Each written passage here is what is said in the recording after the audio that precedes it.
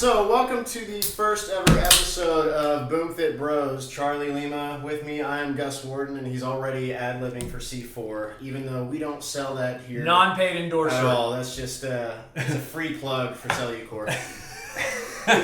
Charlie, how are you? I'm good, man. This is exciting. I've been looking forward to this my whole life.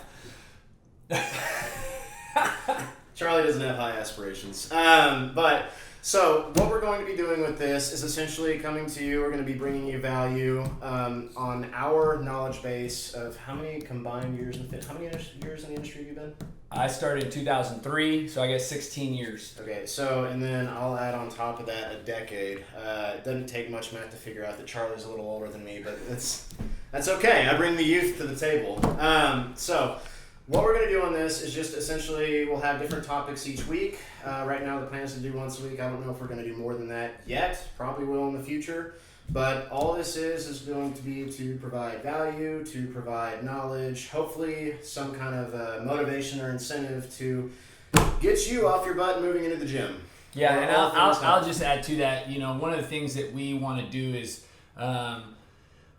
provide content that you guys can actually take right away and use in your life, because we recognize that a big part of this whole fitness journey is being motivated, inspired, and doing something that actually is going to work. So every episode we want to provide you with something that you can apply immediately. So hopefully you begin to subscribe and enjoy these videos on this channel. So we're excited to kind of continue the conversation with you guys.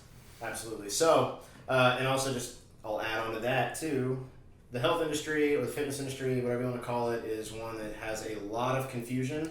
And another goal of this is to bring a little bit of clarity to that. A quote that I like, and I'm just going to use that as a segue into the actual content for today, is clarity is kindness. And by that I mean, if you want to hit a certain goal, whether it's fitness or health or whatever, you have to know where you are, you have to know where you're going, and you also have to understand the process of how to bridge the two. And so what we're going to cover today are three separate categories that are actually pretty commonly, I guess, not messed up is a word, but misconstrued, is that a good word? Confused. There's a lot of confusion around these terms. In fact, a lot of them are used interchangeably, and the reality of the matter is that they're very separate things. So those are going to be health, fitness, and then longevity. I'm gonna use our whiteboard, but you keep talking. I love it. Okay, so we're actually jumping into health. What is health? Okay, and for those of you who don't know, the Webster's definition of it, I know because I looked this up online. Google told me it was true. The Webster's definition of health is the state of being free from injury or illness. Okay, so not what most people think it is. I think most people, when they think of health, they think of, abs. Yeah. And that's not necessarily true. It pretty much just means that you don't have any bones sticking up out of your skin, no compound fractures, and you're not keeling over from some horrible sickness. That's technically the definition, insofar as the dictionary defines it as health. Fitness is adapted to an end or design.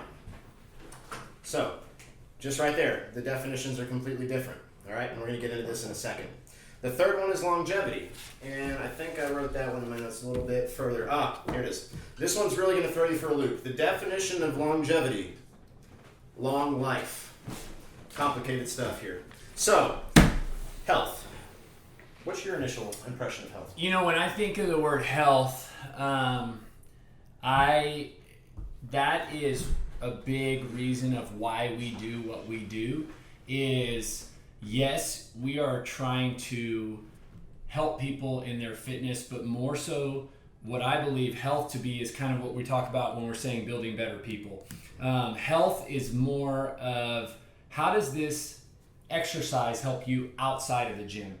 In other words, because of the efforts that we're doing in the gym, we should be healthy outside of the gym. It's the application to real life. Yes, and I, especially over the 16 years of personal training, I believe that one of my jobs as a trainer is to help educate my client what it means to be healthy.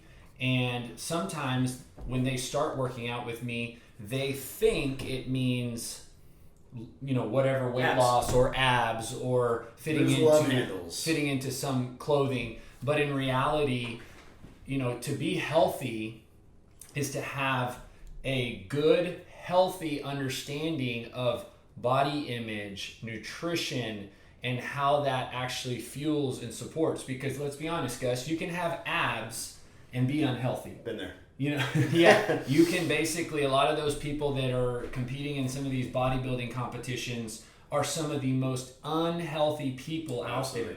So good starting point, but that's kind of, when I think of health, to be honest with you, I read this last night, to me, it's like the building better people. It's more than just fitness. It's the foundation of where you want to be. So to give you a better clarifying idea of what health to me is, I read this a while ago, and I think it can be attributed to a guy by the name of Dan John. Most of you are not going to know who that is, and that's okay. But what he has is this little litmus test for health, and it's called the 2-decade test. So you do the math, that's 20 years. And basically what he means by that is, what is your goal? And then 2 decades from now, is that goal still the same? In other words, if my short-term goal right now is to get abs for Cabo, okay, what is my goal 2 decades from now? Well, I'm going to be around 48. It's not Cabo anymore. In fact, it's probably going to be more so along the lines of, I still want to be outlifting my kids, who will be probably around 20 plus. And I want to wake up and not hurt in the morning. I want to have really good quality of life, and I'm probably looking forward to my AARP discount. So I think that's 55, so there's still some years to go there. But nonetheless, I don't want to have any huge concerns. I don't want to be visiting the doctor all the time. I want my quality of life to be high. So right now, what's your goal? If it doesn't pass the 2-decade test, health is probably not what you're aiming for right now, which is a problem, because it should be at least some part of your overall goal in the gym, or even out of it. I'm big on analogies, and most of you that know me well can attest to the fact that I'm always trying to tie this into something else so that it just helps me understand it better. But I think of wealth. Sometimes we can easily get caught up in thinking that to be wealthy means to have a lot of money. But when we start thinking about what we really want is, to me, you can have wealth, but in all areas of life. So it's not just financially wealthy, but if you think about, to have a wealth in a home life, to have wealth in relationships and friendships, or use the other word, rich. I just use wealth because it matches health. But, to be healthy doesn't necessarily only mean to run a 6-minute mile, or to have abs, or to do all these workouts at the level that you think you should. But to be healthy means, like Gus said, like you go home pain-free. You sleep well. Like a baby. Yes. Or I guess, as Brittany, my wife, would say, like a husband. And also to have this healthy understanding psychologically, a healthy relationship with food. You can easily eat really healthy, but be a little unhealthy mentally, correct? Yeah. Mm-hmm. So I agree. I think it's great. And that also, still kind of piggybacking on the health idea, this is a very big misconception that I want to get at. I've had a lot of people, you probably have too, come up to me like, hey man, what do you want out of this session, or your time with me, or what do you want? And they go, man, I just want to feel trashed every time I leave the gym. Yeah, not healthy. So, again, you're not trying to leave the gym with your buddy pushing you out in a wheelchair to your car in a handicap spot. I go ahead. I want to say something. Yeah, go for it. So I think we mess this up in CrossFit specifically. Oh, yeah. I think that and not just CrossFit, but anything that is high intensity, going to the gym. We think that if we didn't burn 1,000 calories, right, or 600 calories, that it was not a good workout. And we're not factoring in, first of all, let's just say it's a 5-day-a-week plan, and you're working out 20 to 25 times a month. To do that effort that pretty much makes you lay on your back afterwards because you are so exhausted, not sustainable. 20 to 25 times a month is not only not sustainable, it's not good for you. It's not. healthy. Correct. And here, in any person that has ever gone through any formal CrossFit education knows that that's not what they're teaching you to do. But somehow we kind of, and I'm guilty of it too. I mean, there's times that we think that because we worked so hard that was what defined a good workout, and that's not what makes a good workout. A healthy workout has a balance, right, of good workouts that are high intense and workouts that also don't challenge you in that same energy system or in that same way every single time. And so just to clarify that, like, just because you come to the gym, sometimes I appreciate workouts that don't make me feel like that. And it's usually timed perfectly with when I need a little bit of a break from that type of workout. But I'm still benefiting from the stretching. I'm still benefiting from the community. I'm still benefiting from whether it's strength training or just getting moving that day. Well, that and like any doesn't matter whether it's CrossFit or powerlifting or even bodybuilding, although that's arguably the least healthy of all the sports. Just because it has so many different factors involved from a psychological play, but different podcast. Where was I going with that? Healthy. So, all I have to say, every single program, whatever you want to look at it, they all have the intention of making you better, and as soon as you distort that into, well, I got to crush myself into the, in order to get the most benefit, you're distorting the original intent of that program. All good programs, doesn't matter what it is, are designed for your ultimate benefit, not to leave you, having to get a piggyback ride out of the gym from your buddy because your legs no longer work. And I've been very guilty. So if you're over there listening to or watching this and you're thinking, well, I messed that up a lot, I'm very guilty of messing this up. And I want to kind of encourage the person who probably is listening and watching and thinking, well, I like workouts that are high. It's definitely a balance, right? We're talking about health, and we're making it kind of from looking at it from like a 30,000 foot view. Big picture. Yeah, big picture. And yeah, in your 20s, it might look a certain way. In your 30s, it might look another way. In your 40s, it might look another. And so it's like looking at it big picture, like we want to be doing this, whatever it is, long term. 2-decade test. And how can we sustain this, whether it be nutrition, whether it be exercise, whatever it be, that's important. Absolutely. And that's also another thing too. This is now taking it to the other extreme, okay? Say you do work out 5 times a week for an hour. That's actually pushing it for most people. If you were at the gym 5 days out of the week, 1 hour each day, big math here, you've worked out 5 hours in a week, okay? However, there are Gus is very educated, guys. Dropped out of college. However, there are 168 total hours in a week. Okay? That was a Google search. So, it's true. All right. Now, the percentage of the time spent in the gym compared to the actual time of the week, that's 2.9% if you're spending 5 hours in the gym out of your entire week that you are actually focusing on bettering your health, or hopefully bettering your health. Okay? However, if you are only concerned about your health or if your fitness or even abs or body composition for 2.9% out of an entire week, it's not going to work. That is not healthy. Like, just by numbers alone, you cannot put in a small effort and reap a large reward. You have to be constantly thinking, and it's not huge things outside of the gym insofar as from a health standpoint. A good nutrition plan helps, okay? So does flossing and brushing your teeth, wearing your seatbelt, taking a multivitamin. Like, they're not complicated things, but little things that you still need to be thinking of in order to make sure that your health is a priority. Yeah, no, and it comes down to habits. Mm-hmm, absolutely. That comes down to really, and what you've said before, time and time again, it's 1%. 1% improvement. That's like the tagline that I guess I'm starting to become known by here, even though it's not mine. I stole it. But as long as you're aiming to get a little bit better each day or even each week, okay? If you can look from last week and say, like, you know what, I only brushed my teeth like once. Gross, first of all.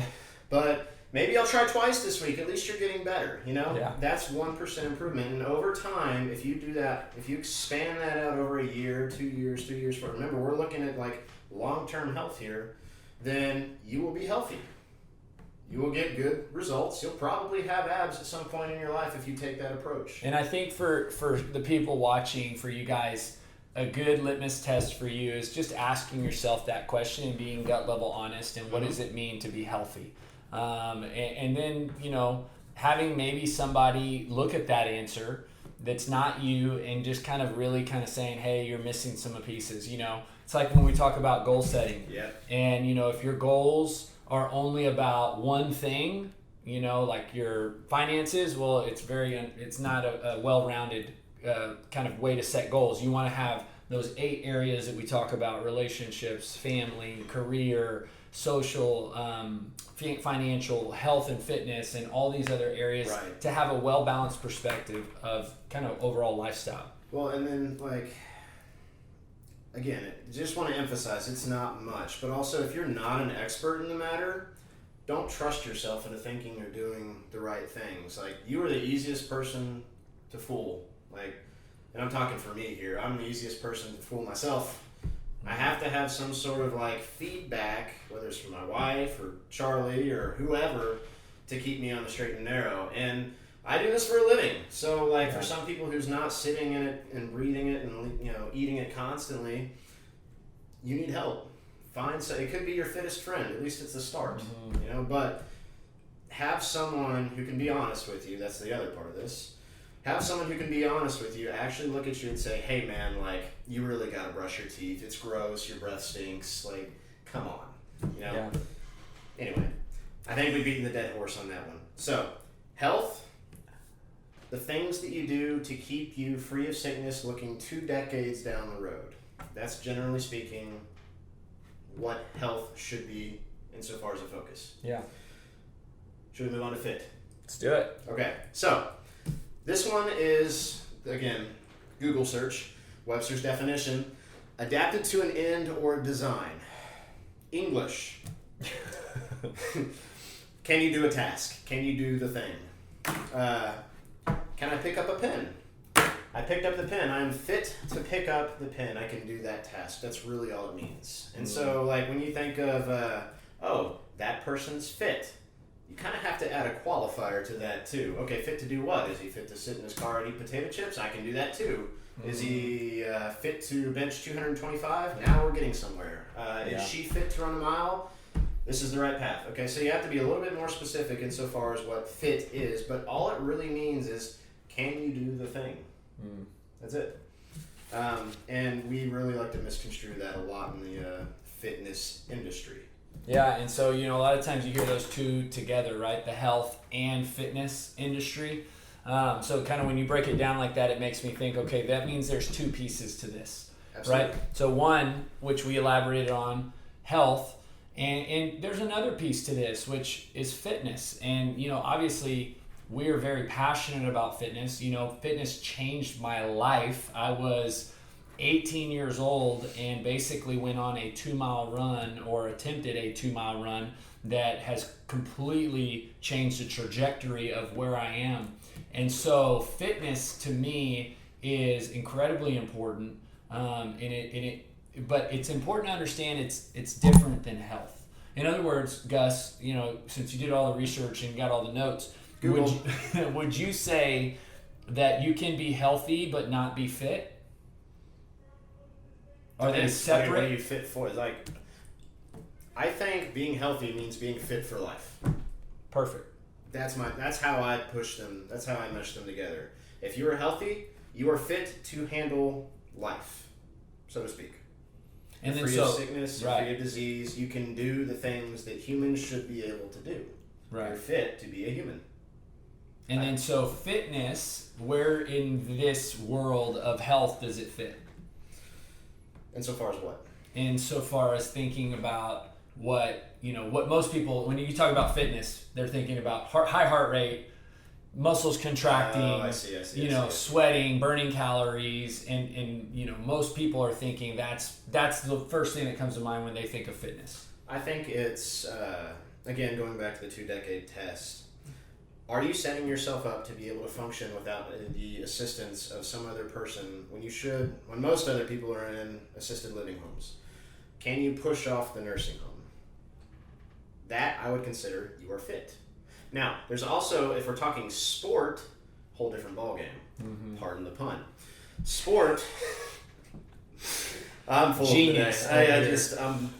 I'm witty, you know. I got it flowing today. So, for sports, being fit for, let's say, football means you can block, tackle, fall on the ball, and it even goes even deeper as to what is your position. Are you a lineman? Are you a quarterback? Are you a wide receiver? All of them are going to be fit to do certain things, but it's all football. But you can even break that up into different subcategories. So if you're a lineman, are you fit to play short burst, blocking another Volkswagen Beetle coming at you for I don't know how many downs they play. I mean, let's be honest. They're huge and they're getting bigger. And I played football and I got destroyed because I'm 5'6", and we don't need to go into how that went. But those guys have to be able to do really short burst, fast, heavy pushes on another person that's the size of a small car for a long period of time. That's their kind of fit for that sport. A wide receiver is going to be completely different. If they are the size of a lineman, they're probably not a wide receiver. They just can't. Right. You know, they can't do those quick turns and cuts, otherwise their knees would blow out. They have to be a lot more lean. And in fact, I read a study on, it was an NFL guy who he ended up hiring a trainer to put on more muscle. I don't know the NFL player. I have to look that up, though. He never played another down of football in his life because he became too bulky for the position. So he actually had a lot of muscle, had abs. He was jacked. He was ripped. Guy looked good.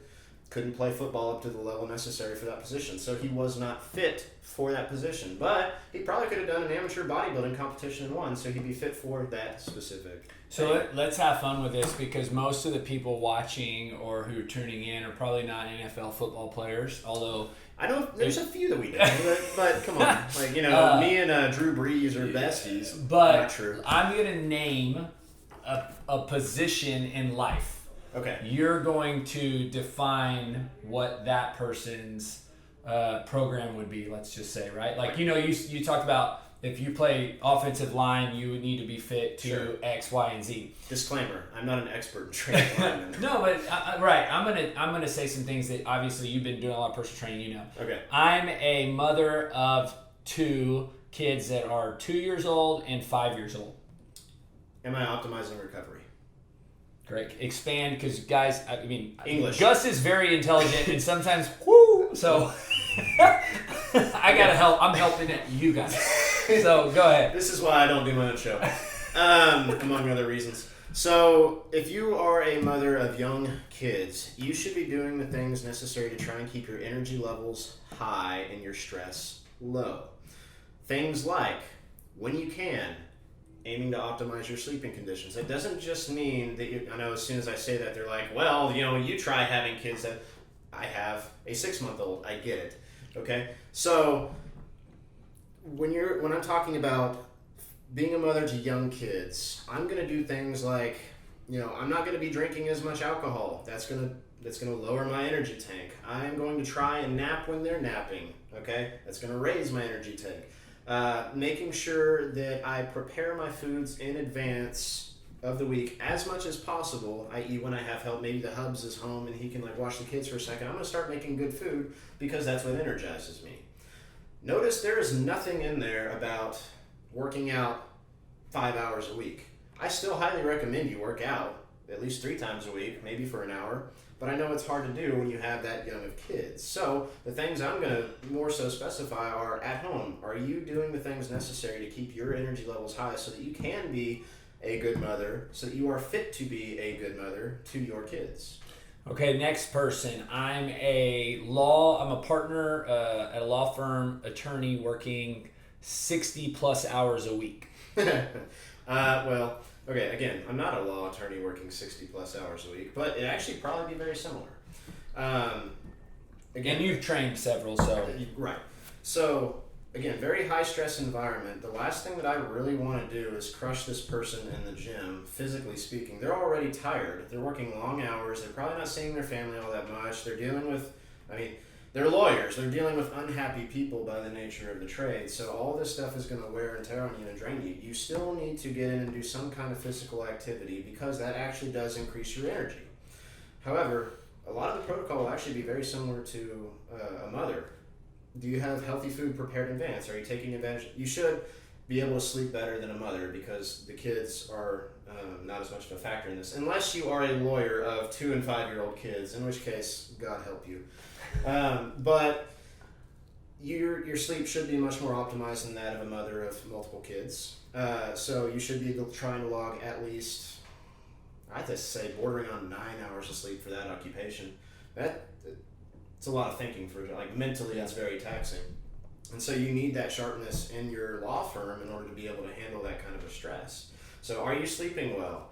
Do you have a good morning routine? In other words, are you just like, alarm goes off and you're hoofing it to work super fast? Like, it even goes beyond just physical fitness and nutrition. It's like, are you structuring your day well enough to where you can handle the tasks and obstacles that are thrown your way? Yeah, you don't want to add stress to your life. Right. A little bit of planning goes a long way, and that's not just health and fitness and like eating well and nutrition and all that kind of stuff. It's also like, are all my meetings lined up? Did I schedule too many meetings today? Do I need to schedule other meetings? Do I have to go to court today? I don't know. If you're a lawyer, probably. Last one, let's say you're a high school kid that is overweight and really needs to lose, significant amount of weight and very much being affected by being that age and all the challenges that person faces because they're overweight. Hang out with new people. First, big number one. The people that you're around are like crabs in a bucket. If you try to get out of there, they're going to pull you back down. So you got to surround yourself with the people, i.e. probably the kids in this situation, that you want to be more like. So if you want to be fit, this is what I did in school. I surrounded myself more with the people that I wanted to be like and less with the people that I didn't want to be like. That alone will do huge things for a kid's confidence and self-esteem and probably his whole health and fitness in general. The other thing is at least 3 times a week you should be doing probably 30 to 45 minutes of activity. It doesn't have to be super hard and heavy. If you're overweight, just start walking. Okay? I think you had a similar story about this. Yeah. So Charlie did something similar. I think he started out running though. Trying to run. Okay. I recommend more walking than running. Go for a brisk walk for about a week or two and start building that up. Maybe then same path, but now you walk the first half and you try and jog intermittently in the end for the second half. Get rid of the sodas. Don't go to the vending machines in the hallway. Like, just don't do it. If you really can't resist the siren's call of Dr. Pepper and chips, don't take money with you to school. Like, pack your meals. A lot of this is going to have to do with your parents too, but if that's even a hard issue, just leave your money at school. Stop buying stuff from the vending machine, and you'll lose weight just doing that. Yeah. Great. Did I explain it? Yeah. Okay. Last thing. Longevity.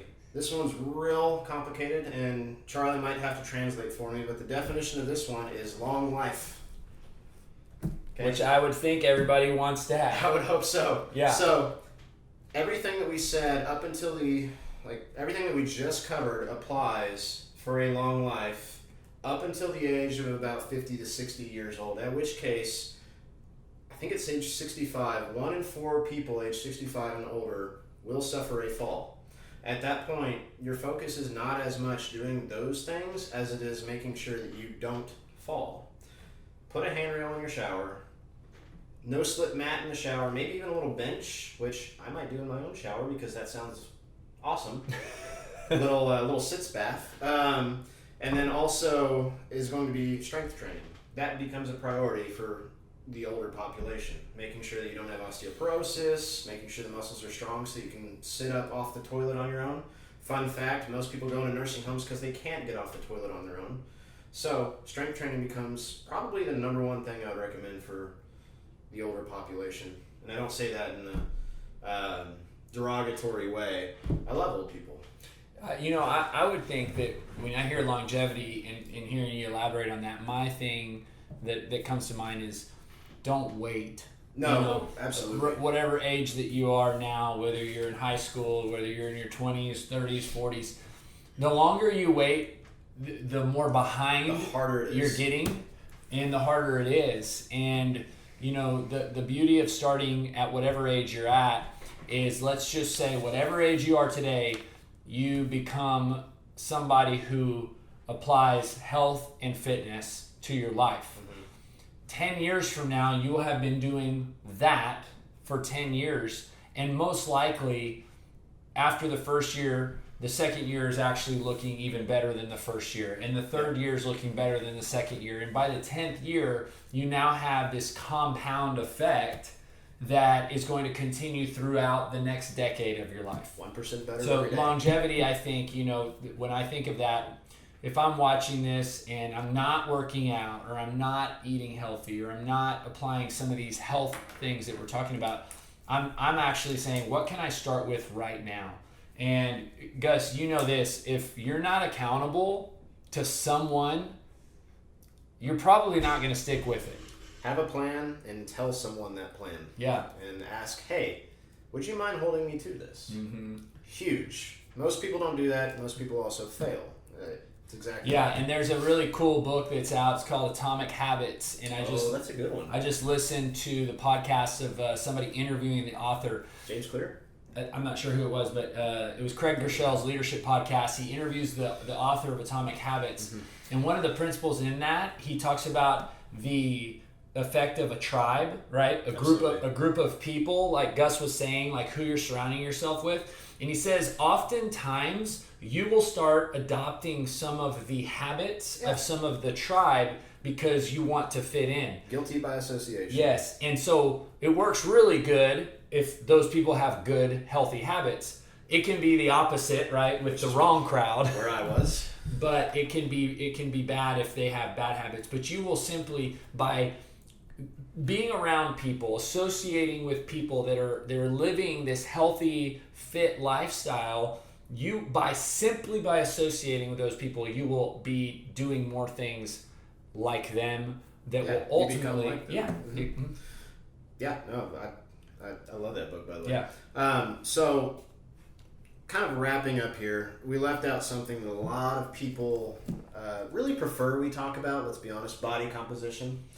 And the reason that I did leave that out is because it really doesn't fit into any of those categories. Like, you can be healthy and not have the desired body composition that you want. You can be fit for X task and not have the body composition you want. You can live a long life and not have the body composition. So it's a completely separate thing, and it's also a very broad topic. And so that's going to be for another time. But so make sure you subscribe so you know when that comes out. Shameless plug. So all that to say, we're not doing body composition today because it is such an in-depth topic and does deserve its own show or podcast show. Yeah, show. The BoomFitBros breaking it down. Okay, look at those guns. Tell me that's not worth a subscribe. I have to do the BoomFitBros. I think is like the coolest title of this episode that we're doing. So, and I'm not creative. So we are happy to provide awesome content for you guys. Yep. Last thing, guys. So in closing, thank you for watching. Make sure you hit the subscribe button below. I will be watching you to make sure you do it. I'm kidding. However, if you were fortunate enough to be local, meaning you were in the College Station, Bryan area, and you have access to our wonderful gym, then give us a call at 979-693-3103 because we are running a summer special good for 3 months right now, and if you want details on that, you're going to want to call. Trust me, you don't want to miss out. If you do, you'll be really sad. That's my warning. Later, guys. Call us.